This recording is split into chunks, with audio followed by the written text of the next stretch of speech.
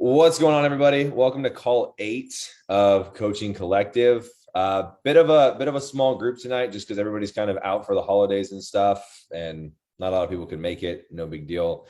Today, we are going to go over biofeedback markers and kind of talking about their importance, what we need to be asking for on our client sheets, why the client sheets are super important, kind of how biofeedback markers all go together, what to look for, how they correlate, things like that. Cool? All right, so let me share my screen with you guys and then we will get started. Can everybody see this? Yes, cool.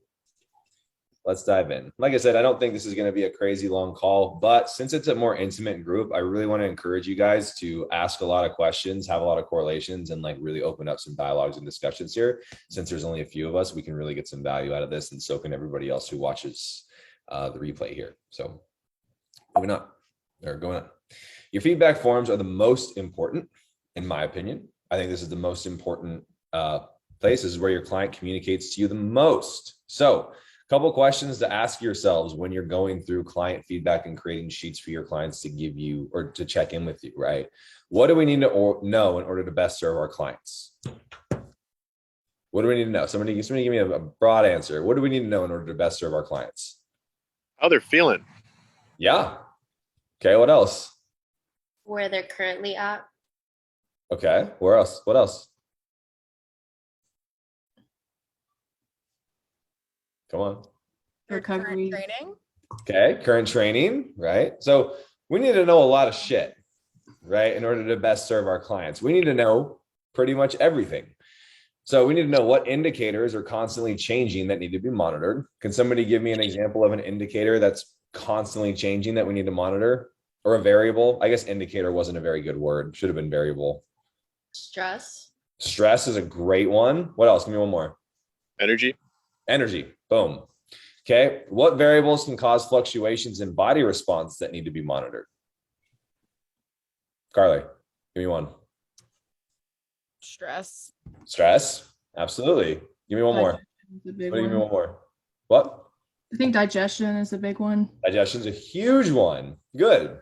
So now you guys kind of see, right? That's what we're going off of here. But now the real question becomes, how in depth do you want to go with your own clients? Because this is not a question that I can answer for you. This isn't something that I can say is going to make your clients better or worse.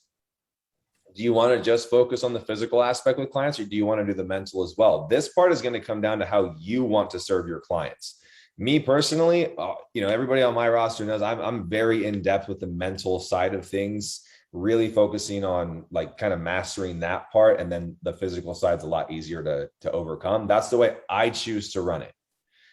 I know a lot of coaches who are like, nope, I'm your fitness coach. This is the fitness, all of that other shit you can worry about on your own. And that's fine. It comes down to how you want to serve your clients. And that's how you need to make your sheets, because your brand needs to align with you. Right? It needs to just align with how you want to serve people. And that's all there is to it. Now, moving on from this, there's no right or wrong here.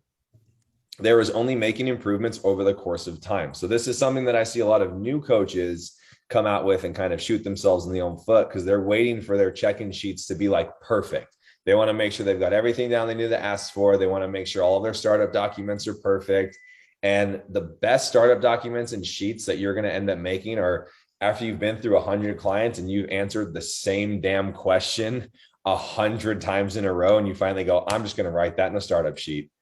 And then over the course of time, when more people struggle with the same thing, you end up putting that in the sheet. When you got to ask people the same question, you add that question to your check-in sheet. You see what I'm saying? So over the course of time, you'll see where your clientele is needed more, and then you can kind of start tweaking these as you go on. So I use two separate documents for biofeedback. So I have one that's kind of going to go over everything that we talked about earlier: stress, sleep, and then I have another sheet that is weight, macros, cardio, water. This one's kind of like an Excel sheet that's just easy to track the numbers by. That's the way I do it. You can do it however you want to do it. I prefer to keep my clients' current full protocols at the top of their sheet every week. So for me, they're going to show. Actually, I wonder if it would it be beneficial for you guys to see my check-in sheet? I know a lot of you guys are my clients, but I'll go over my check-in sheets at the end and we can kind of look at those. But for me, I kind of let the clients be the ones who are updating all of their sheets and stuff. So I'm not handling, 100 sheets at the same time. If you're telling them, if I'm saying, hey, Allie, I want you to bump carbs up 20 grams this week. And then next week she sends me her check-in and at the top it has her macros, those carbs should be increased. So if she was eating 160, then next week she sends me her check-in, it says that her carbs are at 180. Make sense? Now I know what she's doing, and then I can go back and look at the weight macros section and see that she was 160 last week, and then this week she was all 180. So now I just know, okay, I switched them last week, and I don't have to have. Some coaches do this. I'm not a fan of having massive folders all over my desk for every single client. I don't think that's necessary. I think that takes up more bandwidth that we can just be giving to our clients in general. It's a mutual partnership here. You don't have to do every single thing for your clients. They can do some things for themselves. So at the top of that as well on the sheet, their vitamins, their supplements, their macros, their cardio, whether or not I have them eating free meals every week. So anything that I change weekly in a client's protocol, I'm going to have at the very top of the sheet. Here's all your vitamins. Here's your macros. Here's your cardio. Do you have a free meal? How many do you have? And then every week I'll just change that. Now, whatever variables you constantly ask from your own clients, you can put them at the top. It can be, meditation sessions 4 times a week. Right. And then you can do 4 30-minute meditation sessions a week. If you have that protocol for clients and meditation is something that you put, I think meditation is something that's very overlooked in the fitness scene for regulating stress, digestion, sleep, anxiety, everything in between. So really it comes back to this question over here, which is how do you want to serve your clients? Okay. Any questions on these right now? There's not really any facts here. It's just my own interpretation of stuff, but anything? Are we good?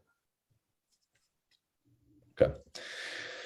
So now I'm just going to go over points of things that I think are important to be asking for clients, why they're important, and then we'll kind of tie together and you'll see how a lot of these correlate and one can offset and domino effect 5 other ones. So first one is stress levels. So stress is always something that I'm going to be having my clients rate. Stress varies from person to person. And as we all know, stress can derail progress a fairly substantial amount. Monitoring stress levels also gives you a better look into your client's life and creates more of a connection with them. If you can ask them what their stress levels are, I usually have them rate stress on a scale to 1 to 10 and have them explain if anything unusual happened for the week, like a breakup, a financial burden, a road trip, things like that. Because now it's opening a dialogue for your client to start communicating to you about what's going on in their life that's bothering them. And that can make them feel very safe and very heard when you are touching back on that to them, right? Because again, if we can't connect with our clients, we can't serve our clients. There needs to be a connection there.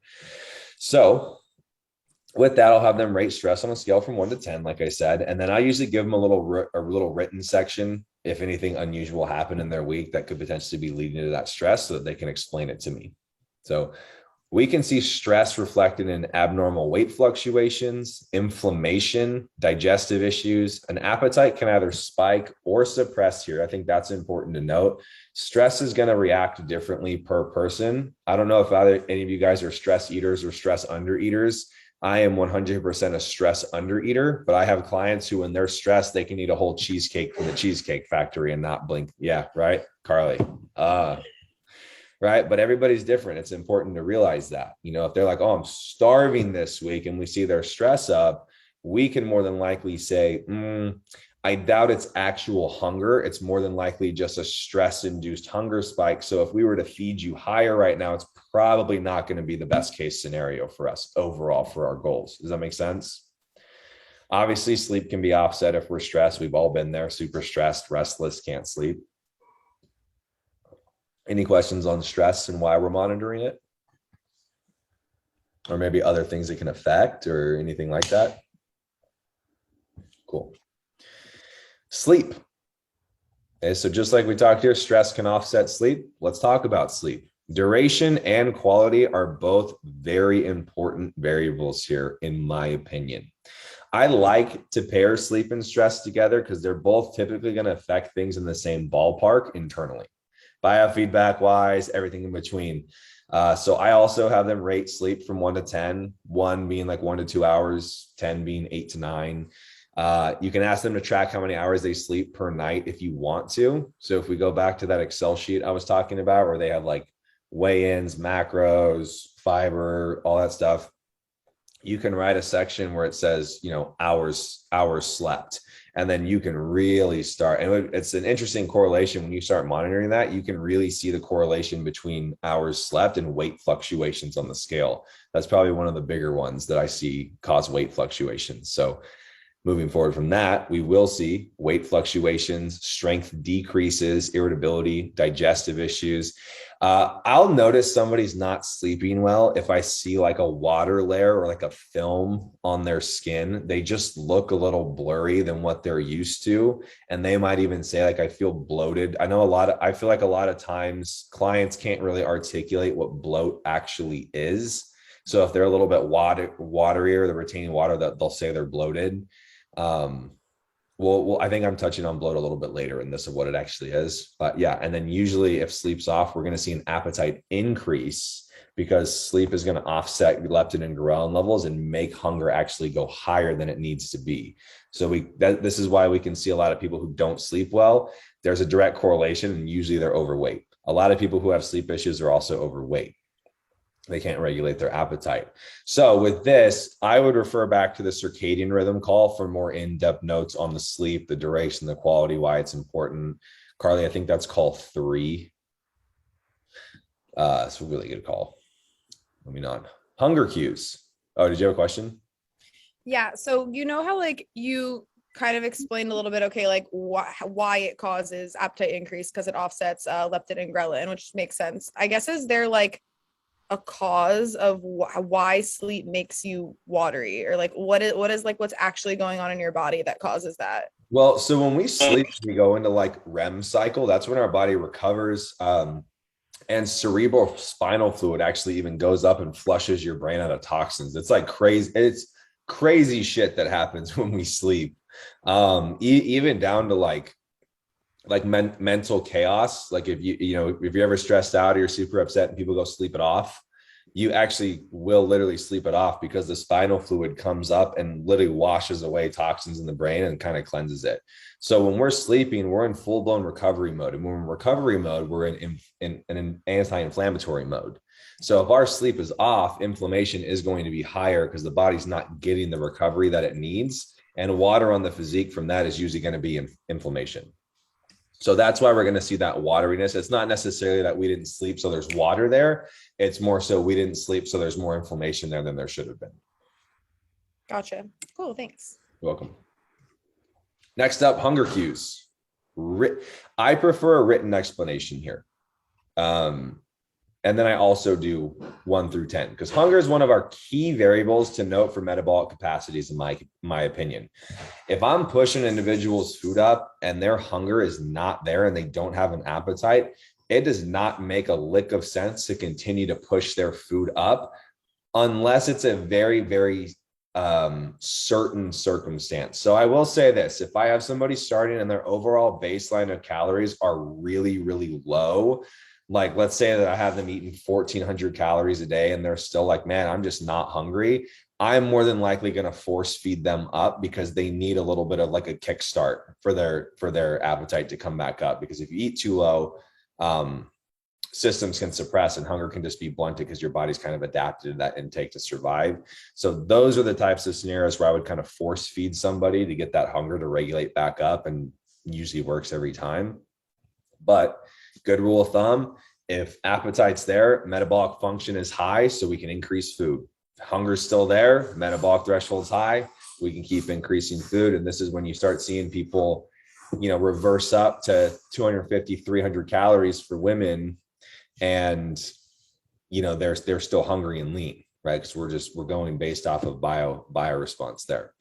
We've touched on the past few calls about a client's appetite being a means of either increasing or holding steady or pulling back. This is pretty much the same scenario there. Like I said, if we have somebody at an intake and they're not hungry at all, they're starting to put on body fat, they're not getting good pumps, stress is high, digestion's messed up, it's probably going to make a lot of sense to pull their food back down a little bit to where they're comfortable. Because It's important to note if stress is high and appetite's blunted, pushing food high can also or is also a stress factor on the body. So if you're eating in a decent sized surplus, that is also adding stress systemically. So you got to kind of monitor that based off of the person and how they're reacting. Now, hunger cues can be affected by sleep, stress, travel, abnormal schedules, too much fiber, too little fiber, water, caffeine intake, etc. So what exactly are we asking the client to tell us here when we say explain your hunger cues? The thing that we need to be knowing with our athletes is not necessarily, because I get when I get new clients who start up with me and I say explain your hunger cues and they say normal.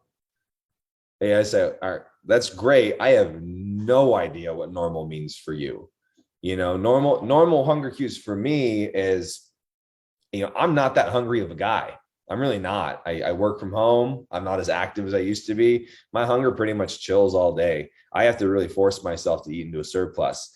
Normal for me 3 years ago when I owned my gym, I could eat 5,000 calories a day and I'd be starving, because I was moving nonstop. So I'm asking my clients, how hungry are they and how often are they that hungry? So basically, I want to know, are you hungry when you wake up or are you not? Do you go to bed satisfied or do you go to bed starving? Are you super hungry post-workout and then satisfied before you go to bed? Those are kind of what we're trying to have them explain to us when we're asking for hunger cues. If somebody is coming to us and saying, I'm starving during my workout, what would be the tweak there? Anybody? They're hungry while they're working out. Bigger pre-workout meal. Bigger pre-workout meal.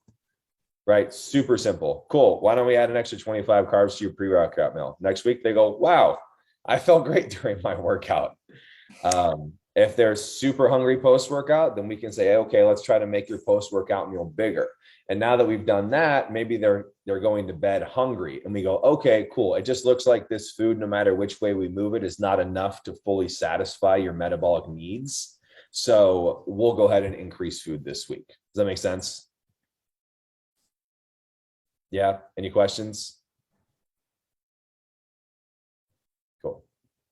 Okay. Average caffeine intake. This one is something that I think is so underlooked and so freaking important. And it's going to translate a lot to all the other biofeedback markers we just touched on. So why are we asking for caffeine? Caffeine's a stimulant. It's also a natural appetite suppressor. The higher the consumption level, the more we're going to see sympathetic dominance. So we have two nervous systems. We have our sympathetic nervous system and we have our parasympathetic nervous system. Your sympathetic nervous system is responsible for stress hormones, your fight or flight, etc. Your parasympathetic nervous system is responsible for rest and digest. That's where we're going to be the most zen. That's where we want to operate from. But if we're having higher levels of caffeine intake, we are going to overstimulate ourselves and we can see sympathetic dominance reign superior. Appetite's going to be tanked from this. Stress is going to be high. Anxiety is going to be high. More than likely, you're going to get restlessness when you sleep. So sleep's going to be off. And then it just kind of, offsets everything, because if sleep's off, then stress is off. But if caffeine intake's in, then stress is even higher and sleep is even worse. And if all of three of those are off, then digestion's messed up. And if digestion's messed up, then hunger cues are messed up. You see how all five of those so far are all directly correlated to one another? Yeah. So caffeine levels I prefer. For my males, I don't like any more than 200 milligrams a day. Anything after that, you're just being abusive. Females, I prefer 150 mgs a day. Now, I know a lot of you guys are probably looking at this right now and going, what the hell? That's so low. I drink way more than that. That's one 3D energy drink and a half a scoop of pre-workout.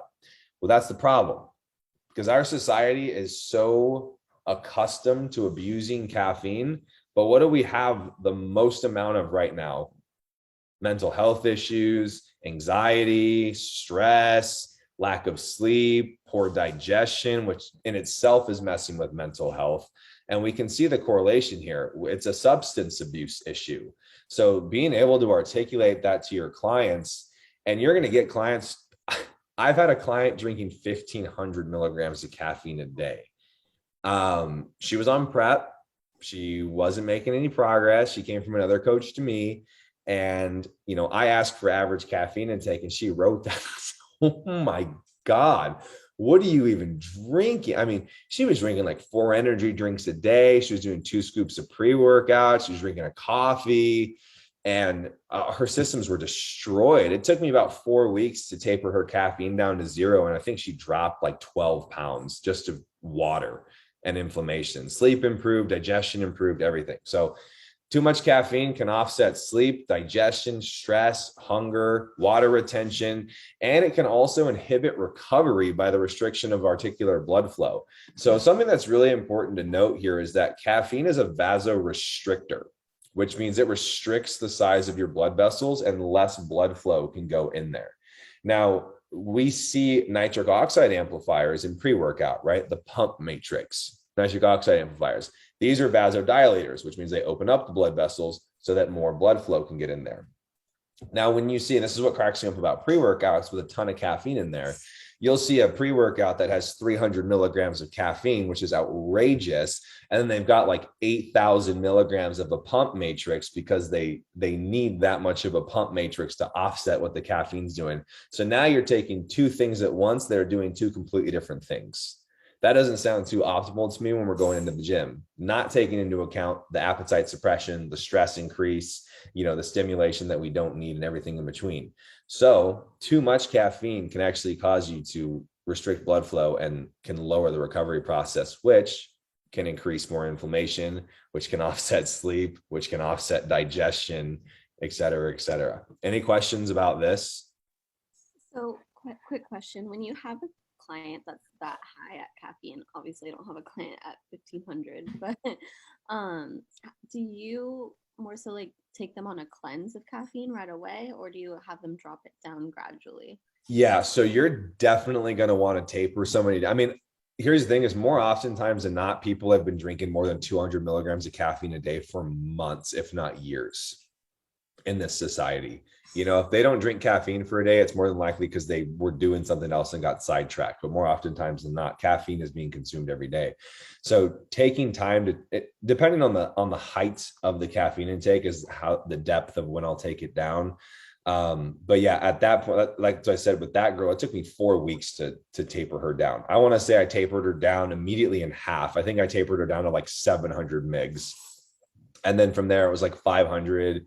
And then I think it might've been 300 and then maybe 150 and then done, because your body can definitely have withdrawals from that. And they're going to get that high of caffeine. They are going to get just bone splitting headaches and they are going to feel terrible. They're going to feel nauseous. They're going to have super low energy. I will use a cortisol supplement here, and I'll also use an adrenal support supplement. So from New Ethics, I'll use Adrena Health anytime somebody's overdoing it on stimulants. I'll also do this for prep athletes if they've been, having higher rams of clenbuterol throughout a whole prep. I'll use Adrena Health for that if I'm really pushing the threshold of how much clen they're taking. But abusive caffeine, same thing. I'll usually throw them on Adrena Health for about a month while I'm pulling them off of caffeine to just let things kind of recover there. And then people are blown away. I'd say the first week off of no caffeine, people are kind of like, oh yeah, whatever. By week 2, people are blown away every time at how much natural energy they have. They're going to bed at the normal time. They're not, they're sleeping through the night. They're waking up in the morning without dragging themselves out of bed. If you revert back to our circadian rhythm, their rhythm has kind of reset and now their body's functioning on an optimal biological clock. So does that make sense? Answer your question? Cool. Any other questions on the caffeine section here? Cool. Let's move on. Overall energy and strength. These two dance together. These are different, but they also are very, very much the same thing. Energy is how the athlete is feeling and performing life, right? Energy, how are you going about your day? Is there a pip in your step or are you dragging your feet, right? Overall energy, overall vibes. What are they at? Strength would be how the athlete is performing in the weight room. So but here's the thing is, these two things work together. Very rarely, if ever, do I see one of these a 10 and the other one on the lower end of the scale. They're either both up or they're both down. And on the random note that you see in a client who has poor energy throughout the day and high strength rating on their weight room, that's when I would ask, how much caffeine are you taking before you go into the weight room? Because more than likely they're completely fatigued the whole day and they're just ramming 300-400 milligrams of caffeine, getting a super surge, and then that's why they feel strong in the weight room. But that is causing them to have no energy throughout the rest of their day. So that's pretty much the only scenario that I've come across where I would see somebody with high strength in the weight room and low energy everywhere else. Usually they're both up or they're both down. Things that can affect energy and strength negatively: too much caffeine, lack of sleep, poor nutrition, high stress, not enough calories, or just not being satiated. And this is what I mean, going back into the hunger cue section, is you can be having a client eat plenty of calories for their own needs on paper, but if they're super hungry, I'm sure you guys have felt this, if the hunger is super prevalent throughout the day, your energy is going to dip, super dip. And that's normal, right? We got to get to that point of food is fuel. So if our energy is dipping and we're seeing it that way, it makes the most amount of sense. So that's another thing that can be tanking overall energy and strength. They might just need more calories. Any questions on this one? Cool, you guys are easy. Adherence to plan, the question to rule them all. This one really is how much effort did they really give? And I simply have them rate this 1 to 10. I don't even give them an explanation part, just rate it 1 to 10. I like this because it allows the athlete to grade their own efforts before you get eyes on their efforts. They haven't heard anything from you yet, and they have to go and rate how well they did that week. And I think it's a useful technique for you and the athlete to get on the same page and find a rhythm together. Because if they're rating their adherence to plan a 10, and you go in and you go, well, you're not tracking your water, you didn't hit your steps, you didn't do this, you said adherence to plan a 10, I'm seeing maybe a 6 here, then they kind of get to go, oh shit, my efforts that I thought they're clearly not what I even need to be doing to get results here, right? Because at the end of the day, we have to teach them how to apply themselves in order to get the results from what we're teaching them. We can't just say, hey, do whatever you want, give me a 6 out of 10 effort and you're going to get a 10 out of 10 body, right? Makes the most amount of sense. So it also allows the athlete to call themselves out if they haven't been fully giving effort to the program. I'm a huge advocate. I don't care what my athletes do. They are their own people. I understand that life comes up, but if you rate your adherence to plan anything less than an 8, you cannot bitch to me about any lack of progress that you are having, because it is nobody's fault but your own. So being able to put that in their hand and give them that power of, hey, you can't complain if you're doing a 6 out of 10. It allows them to kind of see you're not enabling the behaviors that they're usually doing their whole lives. And not all your athletes that come to you are like shitheads that need, a stern talking to or anything like that. But I hope you guys get what I'm trying to say with this concept. Yes. Around this. All right, I'll move on.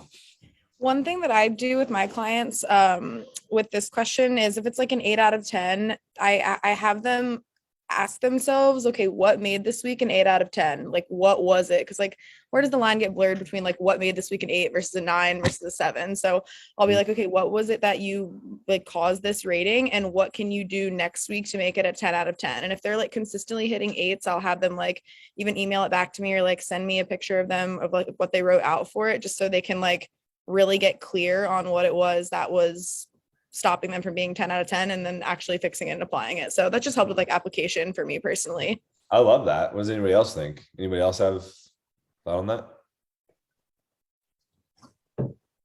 You shy souls, I swear to God. I'll break you all out of it eventually, I promise.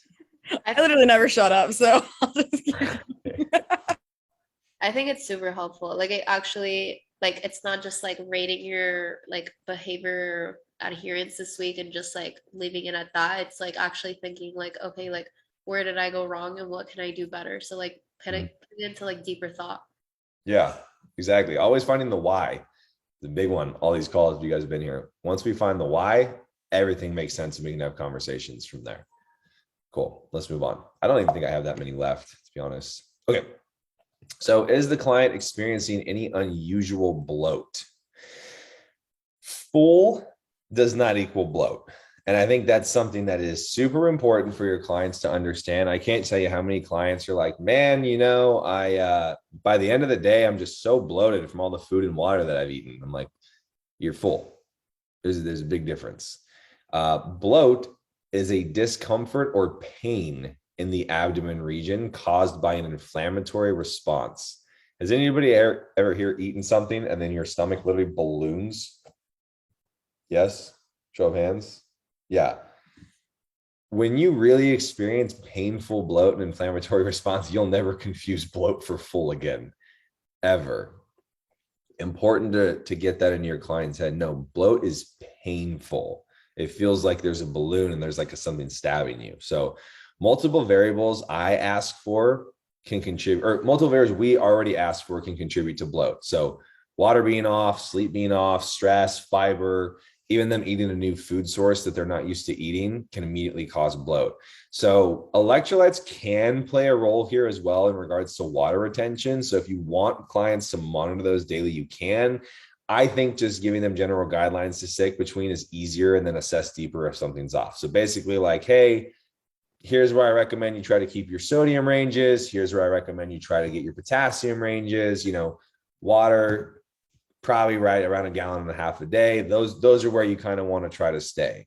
Then if you have a client who says, yeah, I'm super bloated this week, I don't know why, it started on Saturday, you can kind of go, okay, well, did you eat anything new? No, I ate my same foods. I did buy a new sauce. Okay, let me see the sauce. Okay, well, that sauce has 2,000 milligrams of sodium per serving. You probably used 4 servings of it. So that's 8,000 milligrams of sodium. Now you're retaining a ton of water and you think you're bloated, right? You guys kind of get what I'm saying there with that. So by asking those few questions, how was water intake? How was sleep? How was stress? Oh, you know what? Actually, Saturday, I ended up going out with all my friends, drank alcohol. I don't really drink that much. We stayed up super late. I slept 2 hours. I was bloated all day Sunday. And you're like, okay, well, there you go. Now we have the answer to why you're bloated. So anything outside of like environmental things or schedule things that can usually cause bloat, there can be hormonal dysfunctions here, specifically estrogen for women. And I'm actually going to get into that more deeper on the next call when we go into hormonal birth control and stuff. The next call is going to be super fun. I'm really excited for that one. But hormonal imbalances can cause that, especially like, if you guys are on your periods and there's a cycle coming on, it's not uncommon to see bloat because estrogen spikes up. But there are things we can do to prevent that from happening in the first place, which I will go over in the next call. So other than that, fiber being too high or too low will give us the same response. One being worse to the other is going to be dependent on the person. Too much fiber, things are going to lock up. Not enough fiber, things are still going to lock up. Some people with too much fiber will bloat to the heavens. Some people with too much fiber are just like, oh, I can't really go to the bathroom. So being able to monitor their fiber every day and seeing where the inconsistencies are usually will also show us variations in food sources as well. Any questions on this? Cool. Other miscellaneous feedback questions. Going back to the same questions for you guys. How do you want to serve? How do you want to serve your clients?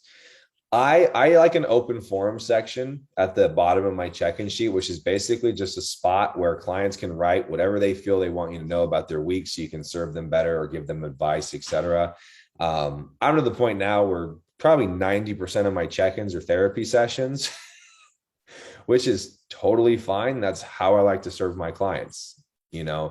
If you want to give them more guidelines of what to be talking about in there, then you can write that, open forum section. Let me know how your training program's going. What movements don't you like in the gym? Just a space where the clients can kind of not just be answering a question. They can kind of have free range to just write to you. I think is super, super important for them to feel heard, understood, supported, and like you really get to, again, further that relationship with them. Other things you can ask for, pumps in the gym, what time they're training during the day. You can track their cycles if they're women, how many weeks they're on their current training program. So pumps in the gym are something that I'll look at if I'm getting closer to competition prep. And I mostly do this for my male athletes. I don't know why. That's just like in my head, that's just what I do. I very rarely, I guess I do ask some of my female clients for pumps, but I don't like have it on their sheets. But if somebody's too stressed, or they're taking too much caffeine, or they're not well enough fed before they train, or not drinking enough water, they're not going to be getting a good pump in the gym. So that is something that we can be monitoring for them with their pumps and saying, okay, well, we need to take a look deeper into your pre-workout nutrition and what you're doing before you go into the gym there. Training time of the day, we kind of touched on this in the circadian call. The closer they're going to train to bed, usually the more restless they're going to be, the harder time they're going to have staying asleep. So if they're having sleep issues on 3 days a week and we're tracking their training time and we see, oh, well, on those days you're struggling with sleep, you're training at 8 p.m. every night. Well, now it makes sense. Can we train earlier on those days? Tracking the cycle, self-explanatory. Weeks on current training program, also fairly self-explanatory. If you're writing them a training program, have them monitoring every week. Okay, so week 5, week 6, week 18, whatever it is. I'll say this, I run, and we did this in the training program video, but I'll run programs for somebody for 48 weeks if they're progressing on them. I don't see a reason to change it. If they're stalling, if they're like, oh, I'm not really making strength improvements, I don't really, I don't feel like I'm improving, and they're on like week 6, it's not a programming issue, it's something else going on, right? If you're plateauing after 6 weeks on a program, it's not the program. It's not the program. So that's why I monitor that, and based off of what they're saying around that. You can ask them for one win for the week, one thing they can improve on, one thing they feel they need more from you, serve them.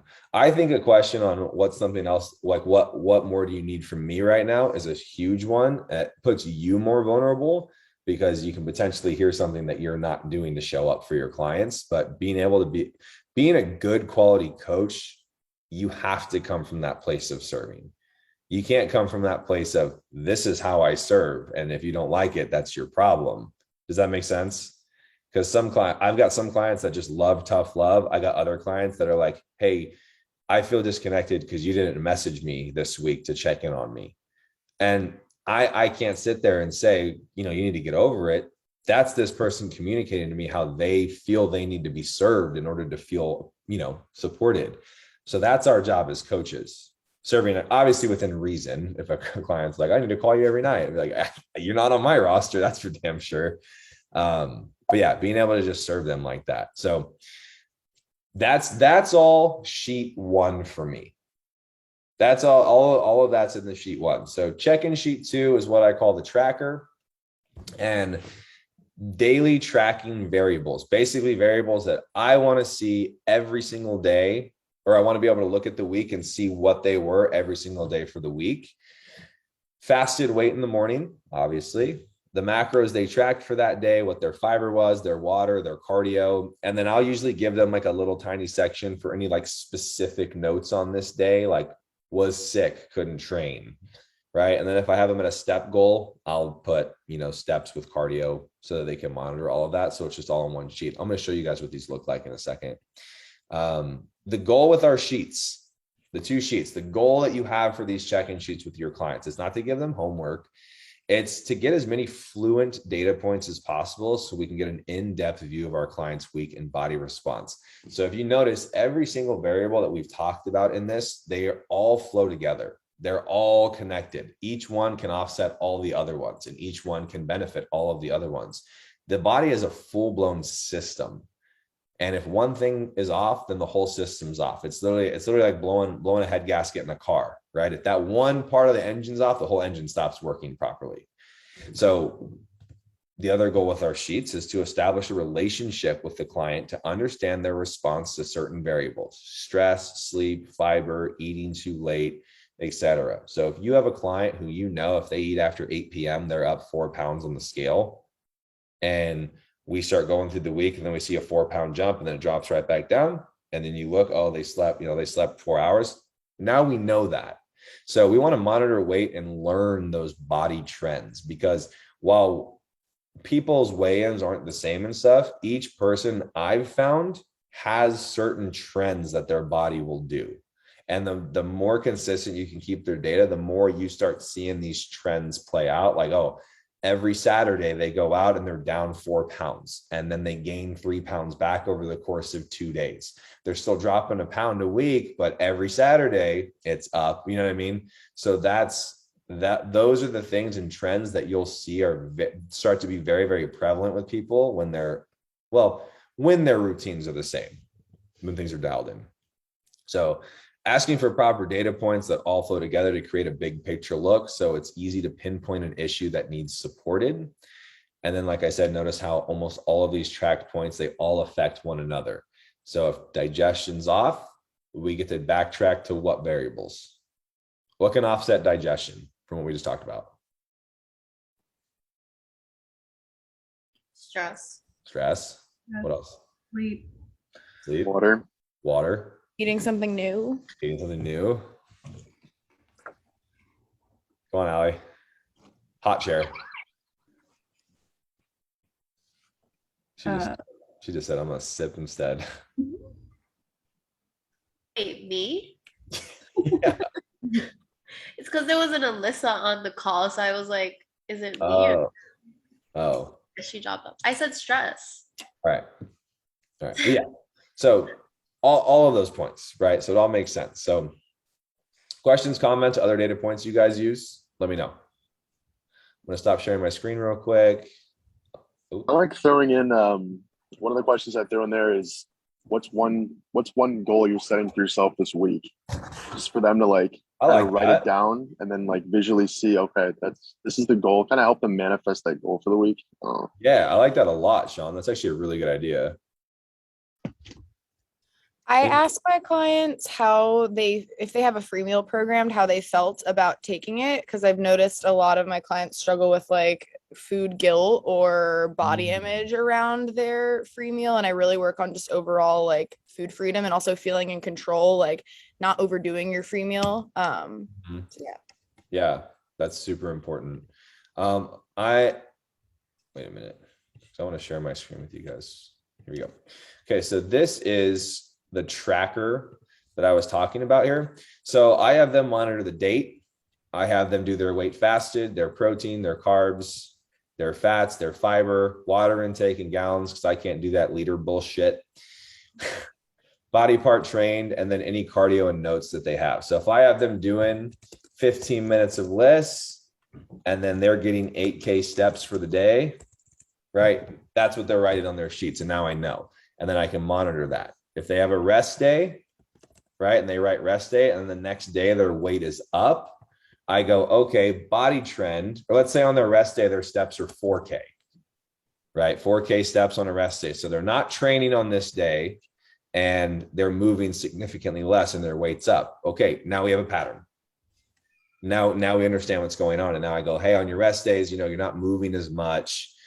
Your weight's, kind of going up. Their digestion's kind of wonky because their movement's not as, high as it was. We start seeing a trend there. Does that make sense for everybody? Yeah. Okay. Any questions on that sheet? Cool. Okay. Now I'm going to show you guys what I do with my check-in sheet here.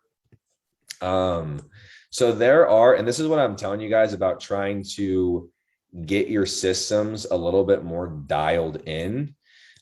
There are certain vitamins that I pretty much want all of my athletes to take, right? I want them all on D, K2, creatine, fish oil. These ones they're never going to change unless I specifically have a reason to not have somebody on them. This was a client that I just made this for. I just deleted her name before I popped this up, but I've got her cardio, right? 10K steps per day, 15 minutes. This is her parameters. I've got her macros for the week. She's not doing any free meals.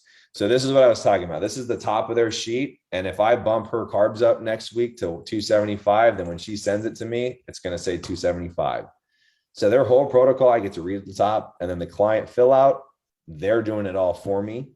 Week on program, weeks out from show.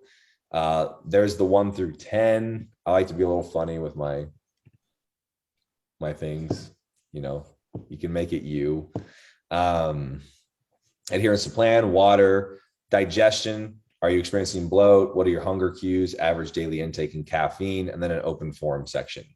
So they're pretty straightforward. They're not that invasive. They're not going to take my clients, an hour on end to fill out, because we also don't want, we want your clients to want to communicate to us. We don't want our clients to be like, oh my God, I have to fill out this freaking 50-page questionnaire again. You know what I mean? We wanted to keep it pretty straightforward, and then be able to just kind of talk to you how they feel like they need to talk to you. Any questions on that? What is the benefit in, for example, someone going through like a reverse diet, or like just someone with like higher macros, still like implementing cardio? Is that something you do like for digestion?